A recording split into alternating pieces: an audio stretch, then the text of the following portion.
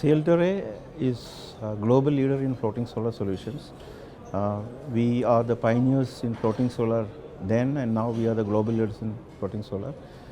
We have done projects, more than 300 projects in 32 countries in 5 continents, and in India, right, we are going with the pace of crossing 500 megawatt in a span of 5 years time.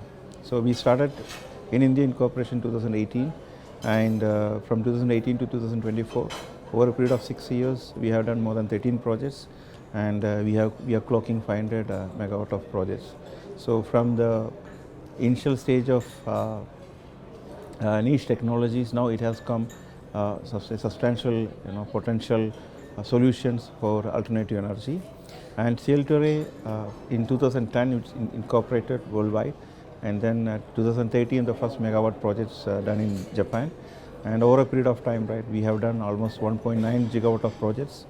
1.2 gigawatt of floating projects has been commissioned, and 1.9 gigawatt of floating projects ongoing, installation ongoing.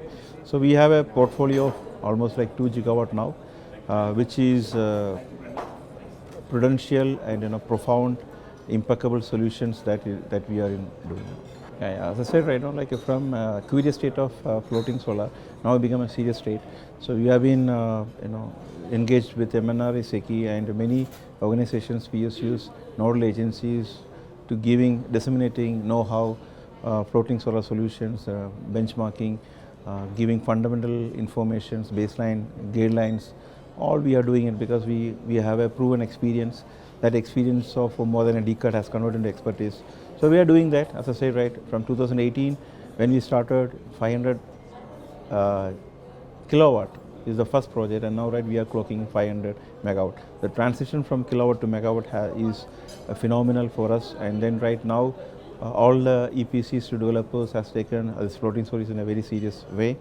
And even our progression, our transition from kilowatt to megawatt also, we have deliberated properly.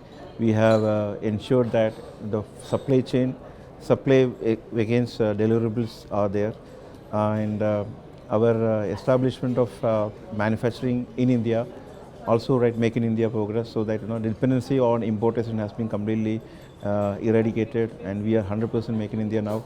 So investment perspective, right, we started with 20 megawatt of floating project from 20 megawatt.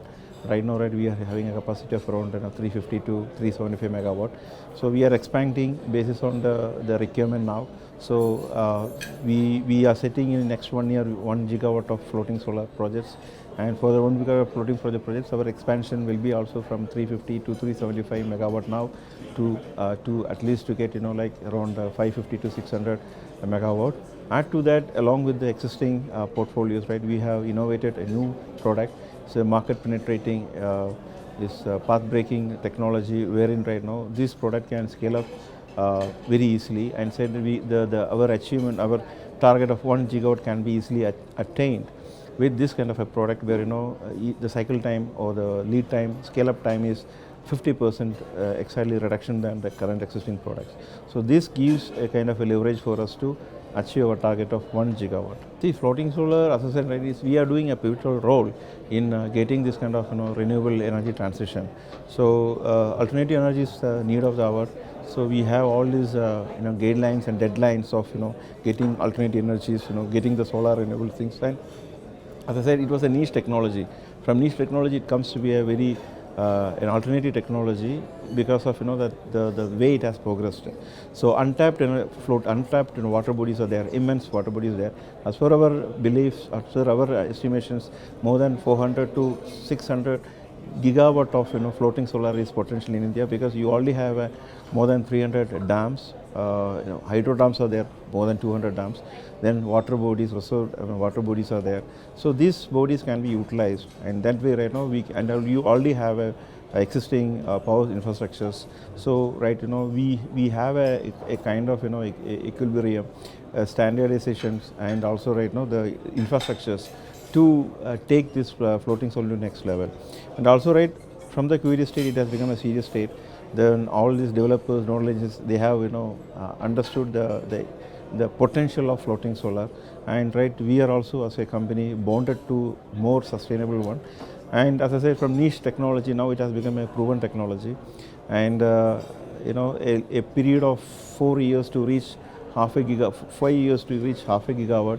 I'm sure it will be doubled 2 times or 3 times by the net run rate, and we will be also part of that. Yes, we are maybe a small segment now, but this is how right now even the ground mount also started. They were also small.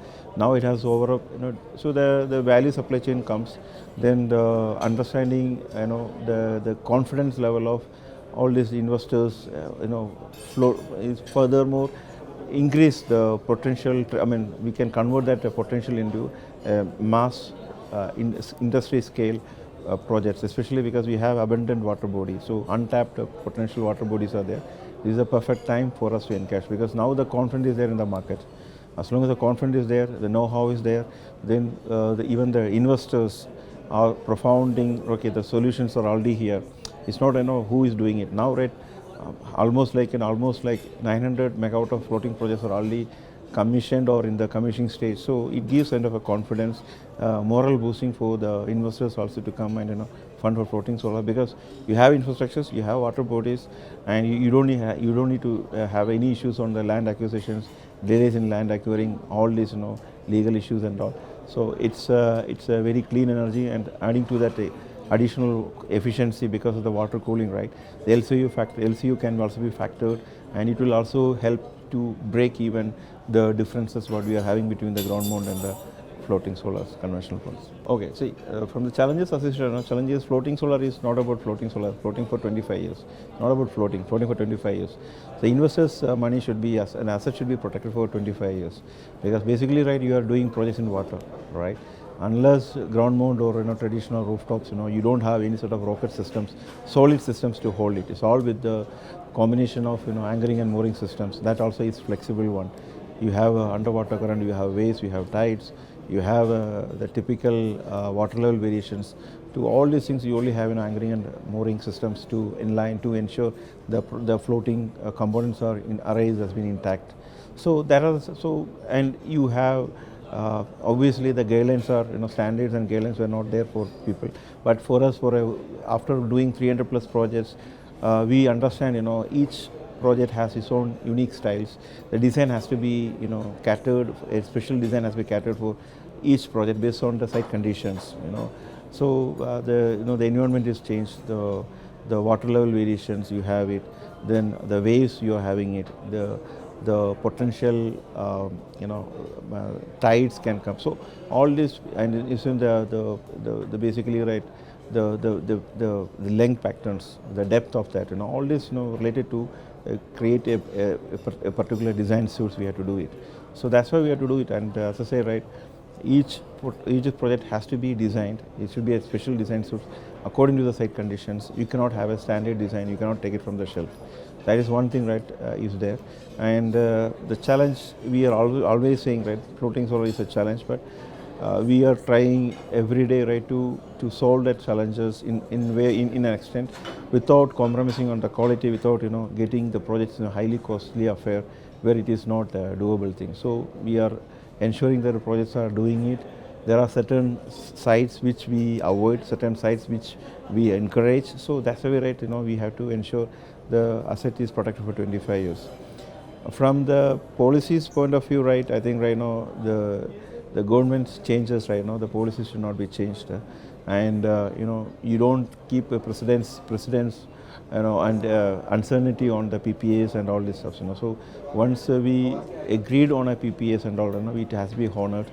Because of the government changes, it should not happen. That is one thing. And second is, this sector has to be completely moved out from this lending bankers, because everything comes under energy, but this is a renewable energy, so you should have a separate lending books of accounts, so that the banks can give a lot of loans and everything, because it's already that the loans are overbooked, so there is not much of funding is there from the bank. So we have to give a separate lending books for these banks, I mean from this bank perspective.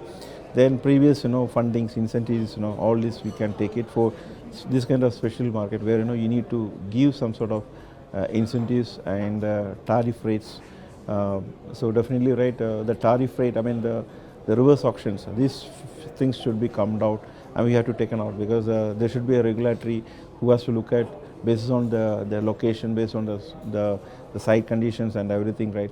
The experts can come up with the tariff rate, and and then people can qualify for the instead of going for a reverse auction, because reverse auction eventually end up to the L1 bidding, and then eventually if the bidders, sometimes the bidders take it on a loss, and sometimes the compromises are coming. So we should avoid all this kind of uh, unrealistic projects and PPA signings.